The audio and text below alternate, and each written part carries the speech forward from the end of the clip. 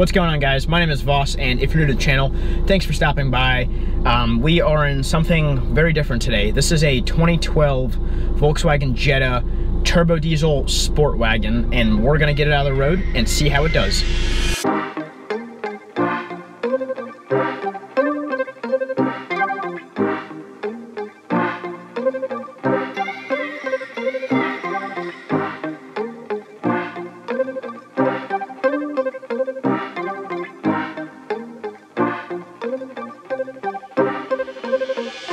I am joined with my friend Justin. I will put his Instagram like somewhere here, I think.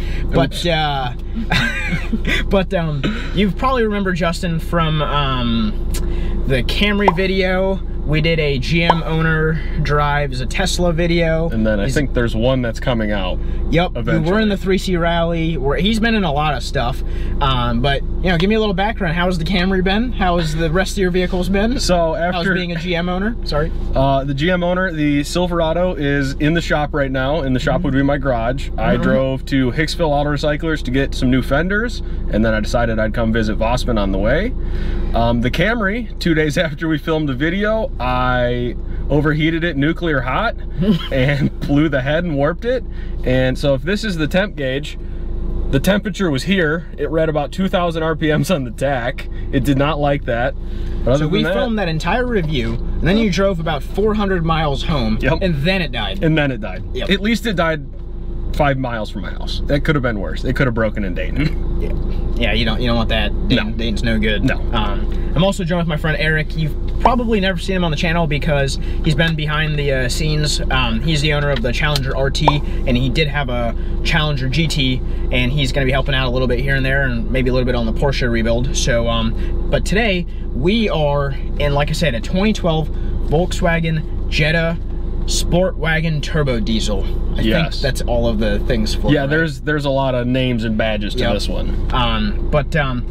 A lot of you have asked if I can do more economy oriented cars and a lot of more cars that are affordable. And what's better than a car that survived Dieselgate, you know? Yes. So this has the infamous 2-liter Volkswagen Dieselgate engine, putting out 140 horsepower and 236 pound-feet of torque. That torque comes on right around like 1,800 RPMs. Yeah, it's super fun. It's got a good pickup and go. It's got the DSG transmission. What that means, I think, in words that we can understand, is just it's an automated manual. So it's actually a manual transmission. There's a clutch. It still works, but there's just not a third pedal. No. And it's supposedly shifts very fast. Yeah, it's one of the quickest shifting automatics I've ever been in or driven. So yeah, we're gonna get this on the road in a second, but I just wanted to give you some of the quirks and features of the 2012 Volkswagen Jetta turbo diesel sport wagon. Yes. Nailed it. Okay, so just a little backstory on Dieselgate. This happened from, I think, the turbo diesels that Volkswagen was making from like 2008 or 9 up to like 13, 14. I thought it was 15, but pretty much, I think there's a full documentary on Netflix about it, so excuse me if there's some missing facts here. But from what I understand, Volkswagen shipped a bunch of cars to the US that claimed a certain emissions level. They had a tune on them that when it came time to test the emissions, it would pass. And then as soon as you were done, sometime afterwards, that tune would get deleted off the car and it would go back to being not good for the environment. You can kind of elaborate on that. Yeah, the ECM was smart enough to know when it was being tested in the EPA drive cycle, because that's a standardized testing procedure that they do, and it would alter the performance characteristics to provide a better emissions rating. So when you were driving on the highway, obviously you're not driving in the standard EPA cycle. It would drive normally, but if it sensed that you were in that range, because you have to change speeds over certain times and drive up hills, it would notice that and then completely switch the performance of the car so it would pass emissions. And I know VW Group did a giant buyback program because they were in a, I mean, I'm talking probably hundreds of millions, if not billions and billions of dollars lawsuit, right? And I think they ended up either buying back all the TDIs and saving them in a warehouse or crushing them. Not all of them survived. They did offer some sort of fix. Yeah, I think they recalled them and fixed it. And a lot of the times on the Volkswagen titles for these cars, Volkswagen is actually titled as an owner of the vehicle. So I believe my brother, he's the one who owns this car, is the fourth owner, and Volkswagen was the second owner technically, because they bought it back, titled it to them, and then sold it again. right now you can get these cars, a very mint one around 14 grand, and you can get a average middle of the road one that is very capable still, around $9,000-ish. Yep. And so I think that range for a bad one is around 7 grand, about to 14 grand. For, you know, for $9,000, you are getting a lot of car. I mean, crazy leg room, crazy rear room, massive cargo space. You have this insane, like, dual panoramic sunroof thing, which is also very confusing to use. Like, for example, there's a couple buttons here. If you press this one, that turns on the sunshade. If you press it once, it's automatic. If you press it once again, it stops. If you press it again, it goes back, and then it stops. But now, that is just the shade for when the sunroof is up. Now, if you want the sunroof up, you have to press, oh, so if you press that, it opens it up a little bit, and then if you press it back down, it closes it. And then if you twist it, and then it goes back. This is probably the most intricate sunroof system I've ever seen. And that brings it all the way back. And then next, you can bring the shade up. So this car has a very nice sunroof that is also very difficult to use. Yes.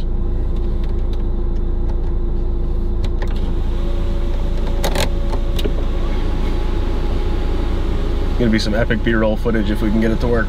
Oh, we got it. Bossman's a more qualified operator of the sunroof than I am. Is this the first time you've seen the sunroof working? I usually just started spinning the dial and it would just keep jumping back and forth, and my brother and I couldn't figure it out. The title for this car is too long. So the 2012 Jetta, the TDI, it's got, I would say, a lot of good features, like heated seats. It's got the features that you need and nothing more. It has the essentials, you know, is probably what I would say it. It gets right around, this is the DSG, 29 city, 39 highway. If you got the manual, I think that number bumped up to like 32, 33 city and about 42, 43 highway. I know you just did a right around 400 or 500 mile drive. Yeah, so we went from, I went from my house in Michigan to his house in Michigan to Hicksville, Ohio, and then to Dayton, and we used 9.5 gallons of diesel fuel, and that's assuming it was completely topped off when I got it. We were getting easily 45 miles to the gallon. And that was what, a $20, $25 fill-up? Yeah, I think it cost me $25. I could probably get back to my house in Michigan had I not filled it up. Wow. So again, very good gas mileage. These things are going to be great for, I would put this in that category of, it's sporty, but it's not super fast. It's not a sports car, but it's very practical. Wagons, if you're into those kind of things, they're very cool. Is there a big aftermarket community for these things? Yeah, there's actually a lot of support for these cars in the aftermarket. Obviously, you can do the emissions, you can delete the emissions again, you can tune it to make a bit of power. Yeah, you can re-dieselgate the car, and I believe there's 2 or 3 OEM Volkswagen turbos that you could swap with the one that's on here to make a good bit more power. And we said, you know, 230 torque. What kind of numbers do you think we could get? I believe you can put the 2.7 liter turbo on this, if I'm not mistaken, and you can make like 200 horsepower easily, just with a bolt-on turbo. So it's a very capable vehicle, great daily driver. I know you guys have long commutes. Yes. So if you don't have a Tesla, like, you know, you said you wish I wish I did. This is probably a very good alternative in terms of the space, in terms of the comfortable and qualityness. This is German. It is a VW. How has the reliability been? I know you guys haven't had it long, but I think we've put 2,000 miles on it so far, and it's been great. We bought it with just under 98,000, somewhere in that range, and it's been flawless so far. I'm hoping that I get to drive it a lot more in the future. So, say you're driving from Michigan to Ohio and you want to find a radio station. Hope this one doesn't come in. Okay. And let's say you're not into whatever music this is. I think this is Chattahoochee. It is. So, you click scan, and that'll find the next one. But let's say you wanted to scan again. Nope, gotta click extras and click scan again. Hate that. If, let's say you want to try and pair your telephone. You click the setup, telephone. Nope, that's not how you pair it. You have to pan through a bunch of menus here. This isn't even the right one. And you click Bluetooth, and then you click new user. That took me a while to figure out. Also, you have to be stopped to pair the phone, but once you click new user, you could be going 90 miles an hour on the highway and pairing your phone. I don't think that's a very safe feature. Also, if you ever wanted to change, I don't know, like the tuning of the radio, I thought it would be, you know, setup system, setup radio. Nope. You have to click that button.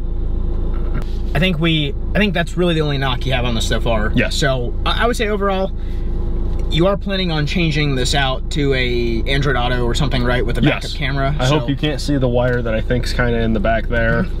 But I am in the middle of putting a backup camera and an Android Auto head unit in here. I just didn't get it done in time. That will probably take care of the frustrations you have with this. I hope so. I hope it's more user-friendly or stupid people-friendly. So that's pretty much the interior and the different quirks on this car. Let's get it out on the road and see how it does. So we're gonna put it in drive. It has sport and it has the almost like the Tiptronic where you press up and down. We might try that. I know you said sport was... The sport will let you rev up like 1400 RPMs more than you normally would. I think you said the auto actually shifted better than if you were to sit there and press the I don't know. the little plus minus, like the little bump shift. Yes. So just out of curiosity, because this is an automated manual, does the e-brake have to go when it's parked? Do you pull it up? I do, just because out of habit. Yeah. I just do it because of the manual camera. So will this like roll back at hills and stuff? No, it'll stop you. Like you'll see a little green foot right there, and it'll hold you at the hill. Okay. It's got a good bit of, I can feel it. Like it's got a good bit of low end torque. Like you'll give it gas, and right about 1800, you'll feel the turbo kick. Yeah. That regen brake. I wish. I like that it's not obnoxiously loud like my diesel Silverado is. Are you planning on making this loud? No. I'm not planning on doing anything to it. I'm only doing the radio because I knew how. Yeah, it really does. I mean, I'm hardly pressing on it. It gets up pretty quick. I don't really know what the 0 to 60 time on something like this is. I could not tell you. I could Google it and tell you. I'm not sure that really matters. All I can tell you is this is fun. Yeah, like, this is actually like, it's fun in that way where like, you're not going 90 through a corner and like, you know, pedal to the ground type. This is more of like, this is just enjoyable. It's efficient. It's gonna be, it's, you know, it has some crime behind it. It's got a nice criminal background. Yes. But this car's been in a documentary. It's famous. Yeah, it's on Netflix. I don't know this one, but the whole Dieselgate has been on Netflix, I'm pretty sure. But no, I like it. I really like it. I like this car. Now, how do you compare this to the Camry? What would you rather daily? I would take the Camry because it's a manual transmission, but if this had the manual transmission, I'd take this any day of the week. I wonder how, I think the autos were more common. I don't think the manuals were near. The manuals, you pay a premium to get that. It takes corners okay. I mean, there's body roll, but I mean, it's a giant station wagon. It's a super long station wagon. But I mean, it's got some pick up and go, and I mean, it's this one thing I really like with German cars. No matter which trim you get, it always has a nice, heavy, sporty wheel, and it still like is very existent in here. Yeah. We can try the sunroof. You gonna try sunroof? Go ahead. I don't know if it'll even work. Let's see. Oh, I'm sure your audio will be great.